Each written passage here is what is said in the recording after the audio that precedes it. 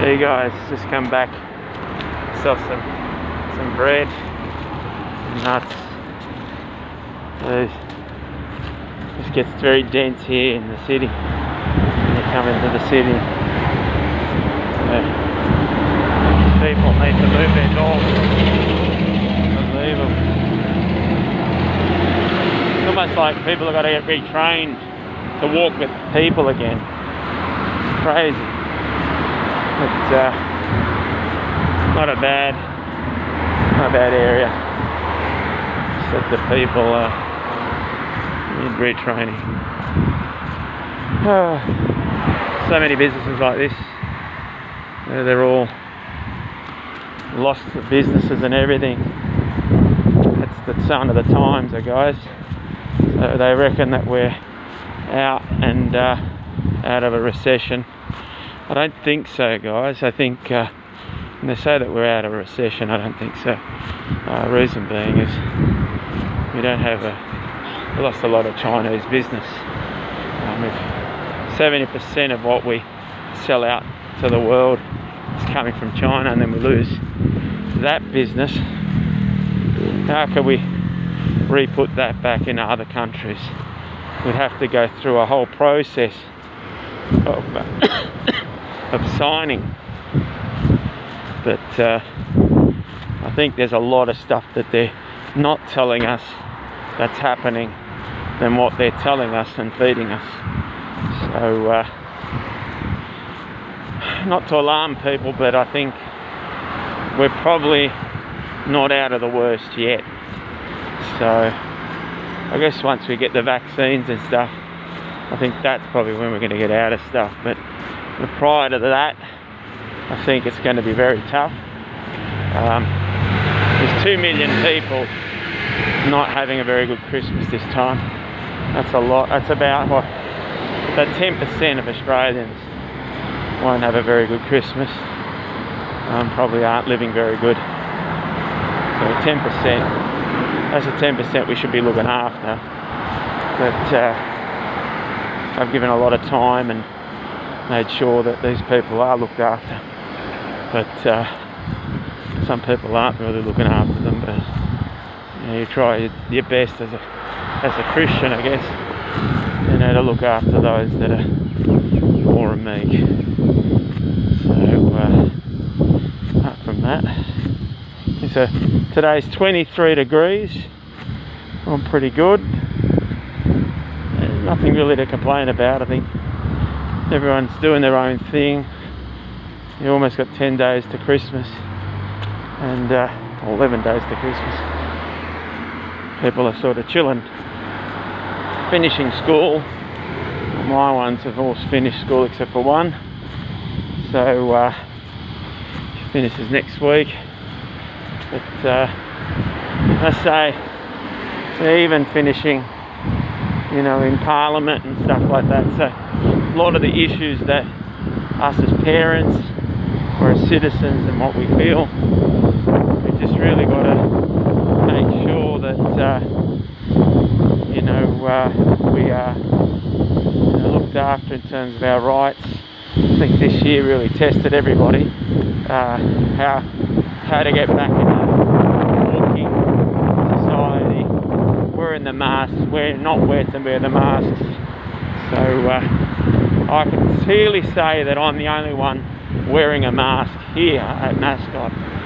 So everyone's not wearing anything, so we're not compulsory to wear it, but I think compared to the other parts of the world, I think we've handled the virus a lot better.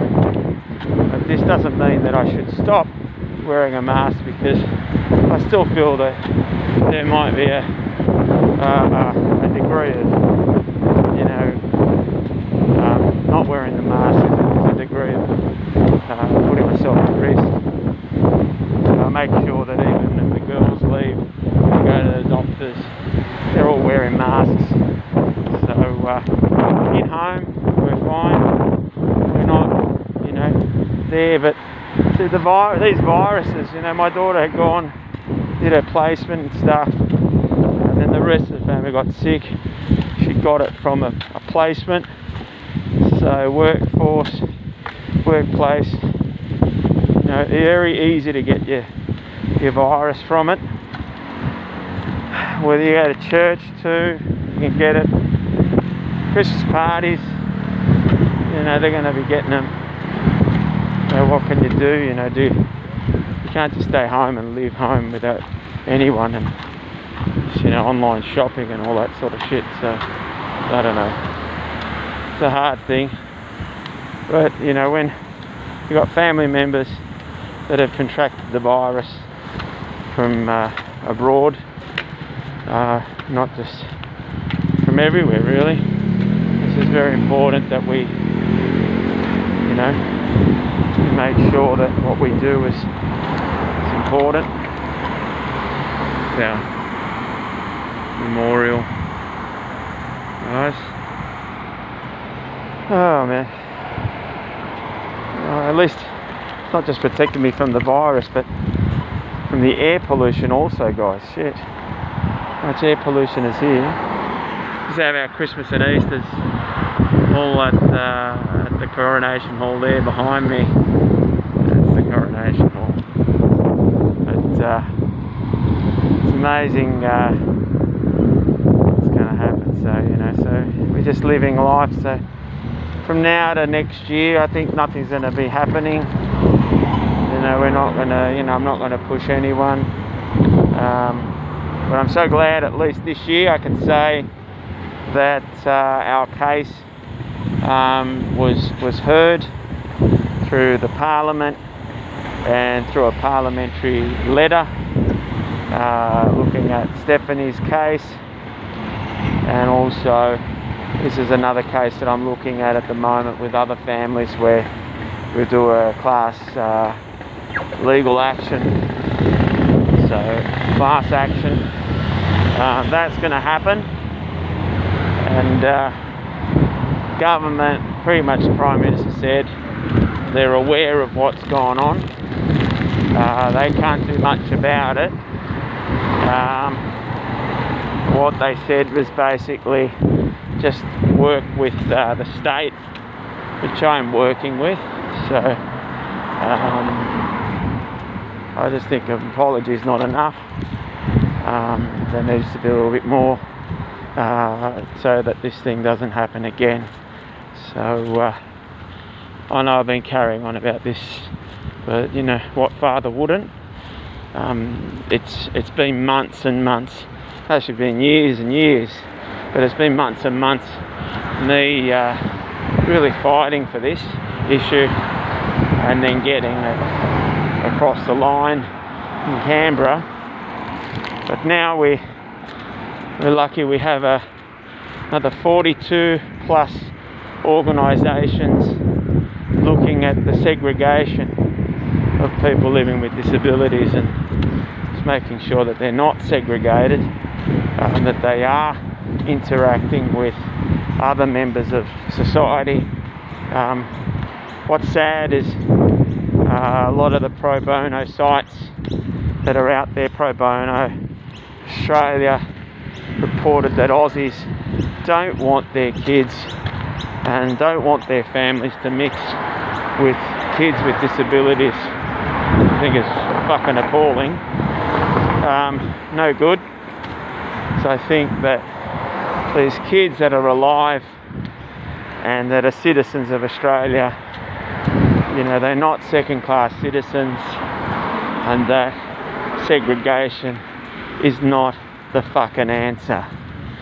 So according to the UN, and a lot of you either like the UN or hate the UN, but the UN basically has told that we have to get, you know, our game up here in Australia, and they won't stop until we do. So I will abide the laws of this land, but the thing is, Australia signed is signatory to these UN rights with people with, living with disabilities, has been since 2012, and just not following the obligations. So when Australian government doesn't follow the obligations. Every year that it gets reviewed, it's got to sit in Geneva, and then Geneva will give you a report. And if you don't meet the obligations, then you can be strucken off.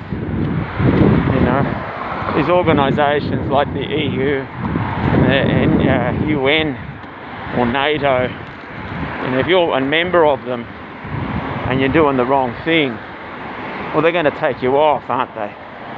So, you know, I think Australia is in a good position by being a signatory to the UN, and it's not just the UN, but it's a secret council.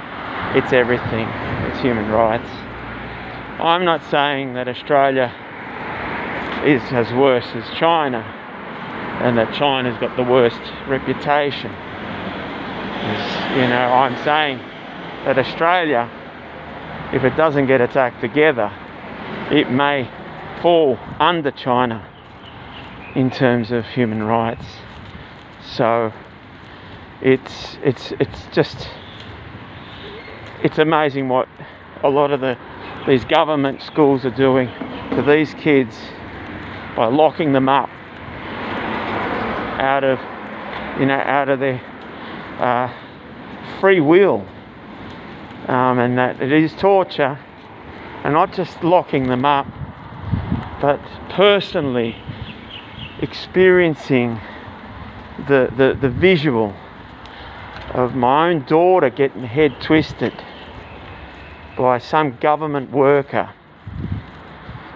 and actually getting away with it. So getting away, not only, okay, sorry, or sorry, we're disgusted in knowing what you saw, but you know, it's horrible, guys. I said I wouldn't wish it on my worst enemy, but these people have got away with murder, and they're getting away with torture. No, they shouldn't. Take care.